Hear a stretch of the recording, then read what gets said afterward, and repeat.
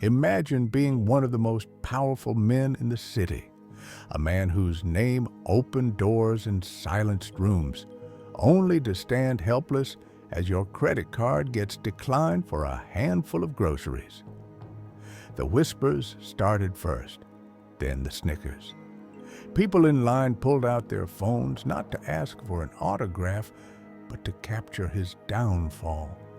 But just when the weight of public shame was about to crush him, a small voice cut through the noise, and a little black girl did something so unexpected, changed his life forever. Before we continue, tell us where in the world you are watching from. Drop it in the comments below. And if you enjoy this story, don't forget to like the video and subscribe for more powerful content like this. Sir, the card is not working. The cashier's voice trembled. Julian Vance, the billionaire, felt a hot flush of anger and embarrassment creep up his neck. He was a man accustomed to success, to the smooth, seamless flow of power. He built skyscrapers. He commanded boardrooms. He didn't get stuck in checkout lines. Impossible, he said through gritted teeth. Try it again. The cashier, a young man who looked barely out of his teens, swiped it again. Decline. The message on the small screen was a verdict. A woman behind him laughed into her hand. A guy in a work uniform muttered, "Guess his money isn't so mighty after all." A teenager started recording, whispering to his friend, "This is going viral." Julian's world, usually so vast and under his control, shrunk to the size of this brightly lit grocery aisle. He felt the stares like physical blows. He, who was feared and respected, was now a spectacle, a joke. The cashier stammered, "Do you have another form of payment?" Julian's hand trembled as he reached for his phone to call his bank. There had to be a mistake, a system error. But in that moment, surrounded by scorn and ridicule, his billions felt worthless. He had never felt so utterly alone. And that's when he felt a gentle tug on his expensive suit jacket. He looked down and saw a little girl no older than 9, with bright, curious eyes and hair braided with colorful beads. She wore a faded t-shirt and worn-out sneakers, but she held herself with a quiet dignity. In her small hand, she clutched a worn little coin purse. "Excuse me, sir," she said, her voice soft but clear. "I can help you pay." The store fell into a stunned silence. The laughter died. The phones lowered. Julian stared at her, speechless. "What did you say?" The little girl unzipped her purse and tipped its contents onto the counter, a few folded dollar bills and a small pile of coins. "My mom says we should always help people when they're in trouble," she explained simply. A man in the back scoffed. "A kid is going to bail out a billionaire? This is priceless." But Julian didn't hear him. He was looking at the small pile of money, a treasure from someone who had so little, offered without a second thought. He, a man who had everything, was being saved by a child who had next to nothing. "Please," she said to the cashier, "use this for his things." Julian felt a lump form in his throat. He knelt down, his expensive suit creasing on the dirty floor, until he was at her eye level. His voice was thick with emotion.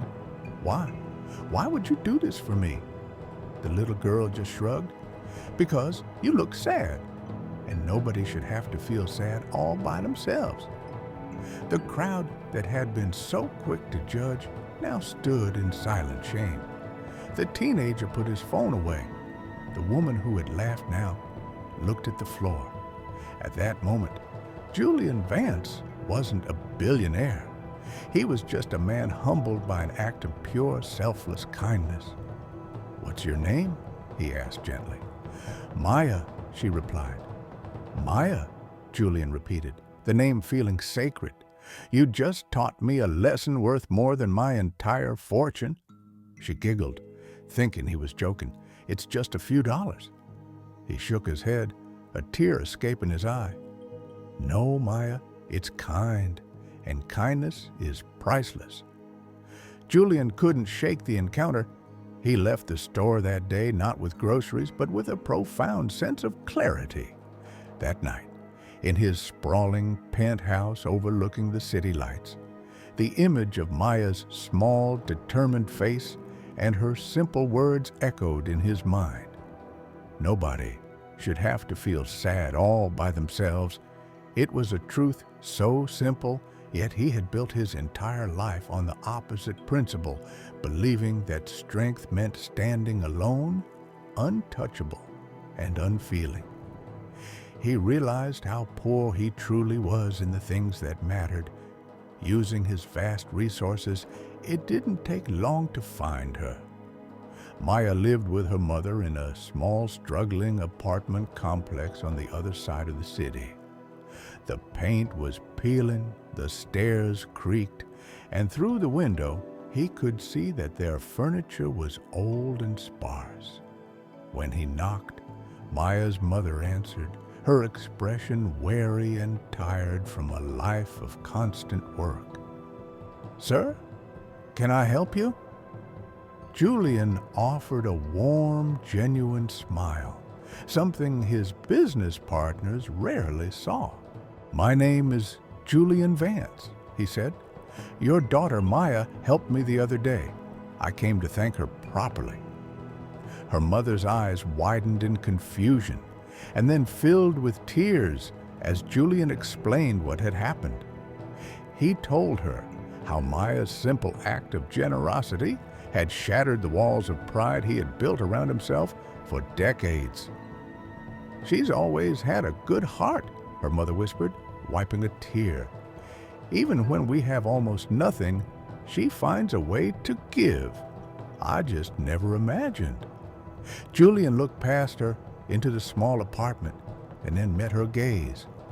"Your daughter gave me a gift I can never repay, but I'm going to spend the rest of my life trying." From that day on, their lives changed. Julian paid off all their debts, bought them a beautiful new home in a safe neighborhood, and set up a college fund for Maya that would ensure she could be anything she wanted to be. But he didn't stop there. He launched a new foundation, not in his own name, but in hers, the Maya Foundation, a global charity dedicated to promoting acts of kindness and support in underprivileged children. It funded schools, fed the hungry, and built communities, all powered by the lesson one little girl taught a billionaire in a grocery store. Whenever reporters asked him what prompted this massive shift in his life, from a ruthless tycoon to a celebrated philanthropist, Julian would always smile. "It all started," he would say, "the day my black card was declined and a little girl with nothing offered me everything."